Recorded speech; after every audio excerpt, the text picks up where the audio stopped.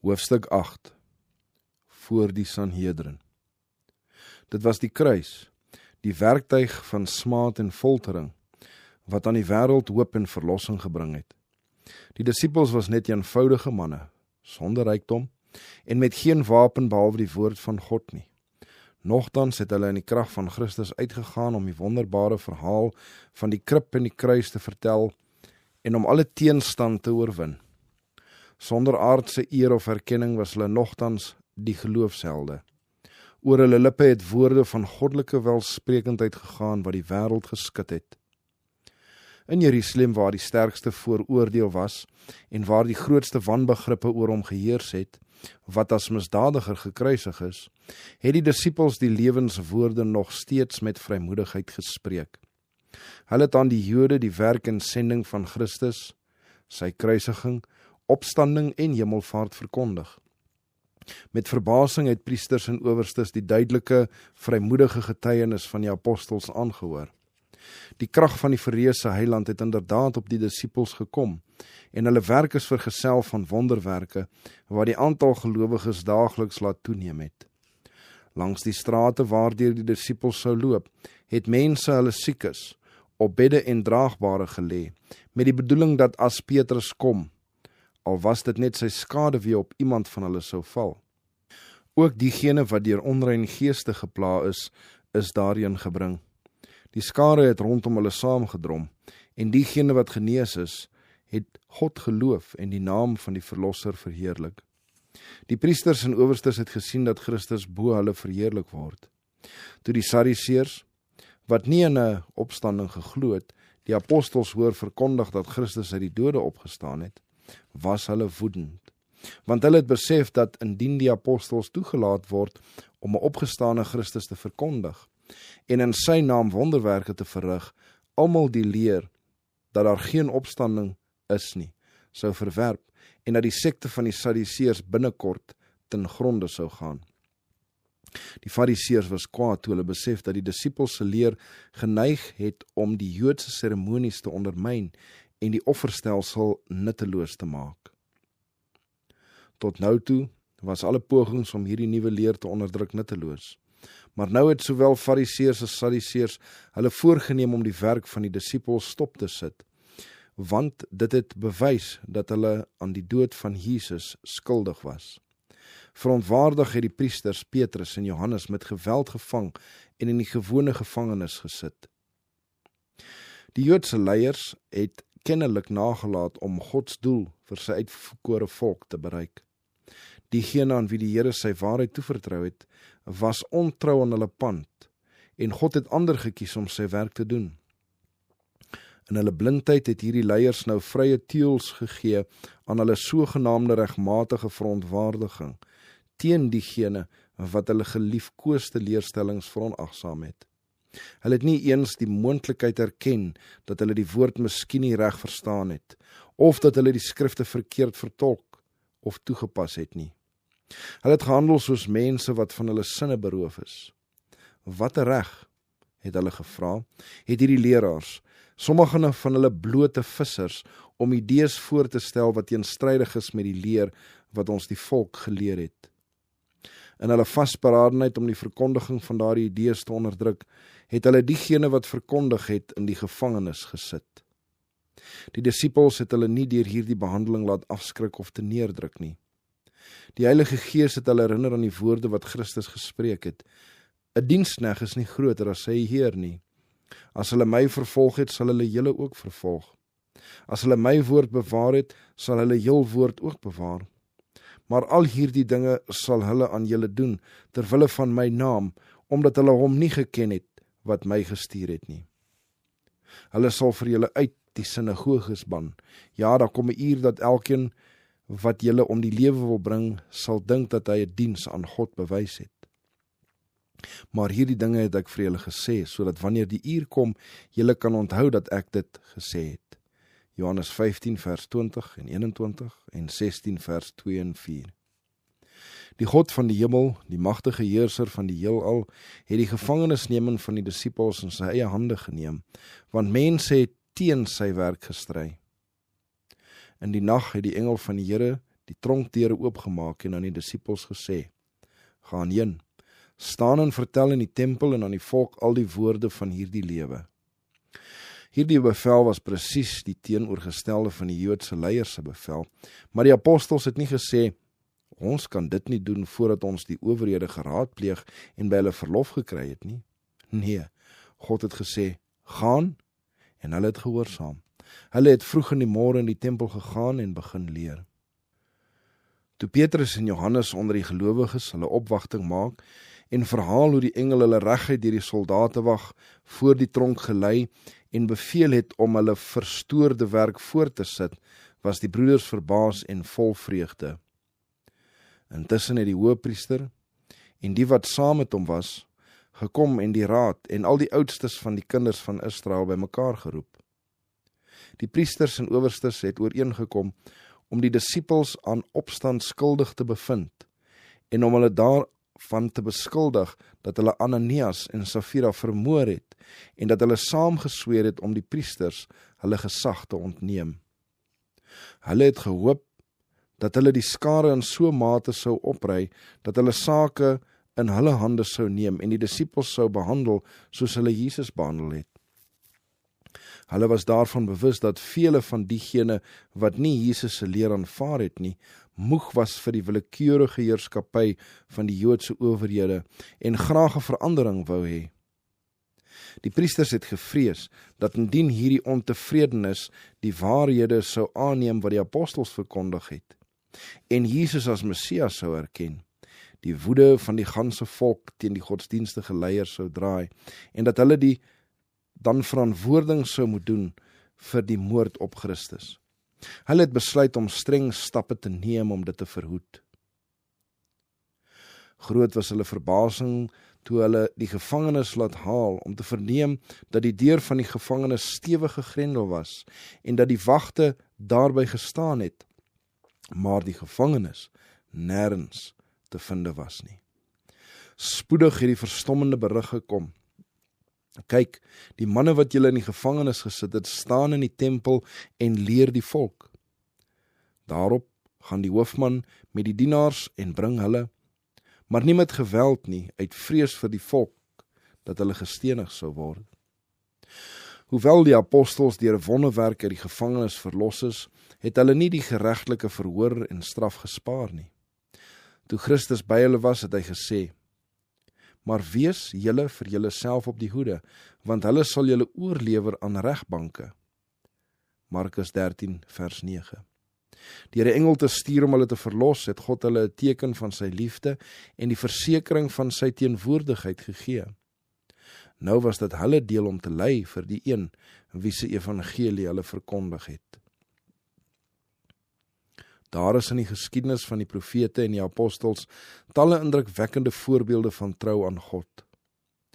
Christus se getuies het gevangenskap, marteling en die dood selfs verduur liewer as om God se gebooie te oortree. Die verhaal van Petrus en Johannes is net so heldhaftig as enige ander in die evangeliebedeling. Toe hulle die tweede keer voor die manne staan wat daarop uit was om hulle om die lewe te bring, kon daar in hulle woorde of in hulle houding geen vrees of aarzeling gesien word nie. En toe die hoëpriester sê: "Het ons julle nie uitdruklik verbied om in die naam te leer nie? En kyk, julle het in Jerusalem met julle leer vervul en julle wil die bloed van hierdie man op ons bring," het Petrus geantwoord: "Ons moet aan God meer gehoorsaam wees as aan die mense." Dit was 'n engel uit die hemel wat hulle uit die gevangenis verlos en hulle beveel het om in die tempel te leer. Deur sy opdrag te gehoorsaam, het hulle die goddelike bevel uitgevoer en hulle moes aanhou om dit te doen, al kos dit hulle ook wat. Toe kom die gees van ingewing op die disippels. Die beskuldiges het die aanklaers geword en die lede van die raad van die moord op Christus beskuldig. Petrus het verklaar: "Die God van ons vaders het Jesus opgewek, wat julle omgebring het deur hom aan 'n kruishout te hang. Hom het God as leidsman en verlosser deur sy regterhand verhoog, om aan Israel bekering en vergifnis van sondes te skenk. En ons is sy getuies van hierdie dinge. en ook die Heilige Gees wat God gegee het aan die wat hom gehoorsaam is. Toe die Jode die woorde hoor, was hulle so woedend dat hulle besluit het om die wet sonder verdere verhoor en sonder verlof aan die Romeinse owerhede in hulle eie hande te neem en die gevangenes om die lewe te bring. Hulle wat reeds aan die bloed van Christus skuldig was nou gretig om hulle hande ook met die bloed van sy disippels te bevlek. Daar was egter een man in die raad wat die stem van God in die disippels se woorde gehoor het. Dit was Gamaliel, 'n fariseer met 'n onbesproke naam en boonop 'n hoogs geleerde man in 'n hoë pos. Sy helder verstand het besef dat die gewelddadigheid wat die priesters van plan was om te onderneem, verskriklike gevolge sou hê. Voordat hy die aanwesiges toegespreek het, het hy versoek dat die gevangenes eers verwyder moet word. Hy was bekend met die persone met wie hy te doen gehad het. Hy wis dat die moordenaars van Christus vir niks sou stuit in hulle voorneme om hulle plan uit te voer nie. Toe spreek hy hulle baie vasberade en baie kalm aan. Israeliete, pas op wat julle gaan doen met hierdie manne. Want nie lang gelede nie het Teudas opgestaan en gesê dat hy iets besonders was. By hom het 'n aantal mense, omtrent 400, aangesluit. Hy is gedood en almal wat na hom geluister het, is uitmekaar gejaag en het tot niet geword. Na hom het Judas die Galileër opgestaan in die dae van die inskrywing en 'n aansienlike getal mense afvallig gemaak agter hom aan. Hy het ook omgekom en almal wat na hom geluister het, is verstrooi. En nou sê ek vir julle, bly af van hierdie manne en laat hulle staan, want as hierdie voorneme of hierdie saak uit mense is, sal dit vernietig word. Maar as dit uit God is, kan julle dit nie vernietig nie. Dat julle nie miskien bevind word dat julle selfs teen God stry nie. Die priesters het die redelikheid van hierdie sienswyse ingesien en was verplig om met Gamaliel saam te stem. Nogtans kon hulle voor oordeel en haat skaars bedwing word. Nadat hulle die disippels gegeesel en hulle weer beveel het om met gevaar van hulle lewens nie meer in die naam van Jesus te preek nie, het hulle baie teensinnig losgelaat. Hulle toe van die raad af weggegaan, bly dat hulle waardig geag was om vir sy naam oneer te ly. En hulle het nie opgehou om elke dag in die tempel en van huis tot huis te leer nie, en die evangelie te verkondig dat Jesus die Christus is nie. Kort voordat hy gekruisig is, het Christus aan sy disippels vrede maak. Hy het gesê, vrede laat ek vir julle na. My vrede gee ek aan julle, nie soos die wêreld gee ek aan julle nie. Laat julle hart nie ontsteld word en bang wees nie. Johannes 14 vers 27. Hierdie vrede is nie die vrede wat uit gelykvormigheid aan die wêreld kom nie. Christus het vrede nooit gekoop deur met kwade 'n vergelyking aan te gaan nie. Die vrede wat Christus aan sy disippels nagelaat het, was inwendig liewer as uitwendig. En dit sou altyd ondanks stryd en twis by sy getuies bly. Van homself het Christus gesê, moenie dink dat ek gekom het om vrede op die aarde te bring nie. Ek het nie gekom om vrede te bring nie, maar die swaard. Matteus 10 vers 34. Hy, die vredevors, was nogtans die oorsaak van verdeeldheid. Hy wat gekom het om die blye boodskap te verkondig en om in mense harte hoop en vreugde te skep, het 'n stryd ontketen wat diep brand en geweldige hartstogte laat ontvlam. En hy waarsku sy volgelinge, in die wêreld sal julle verdrukking hê.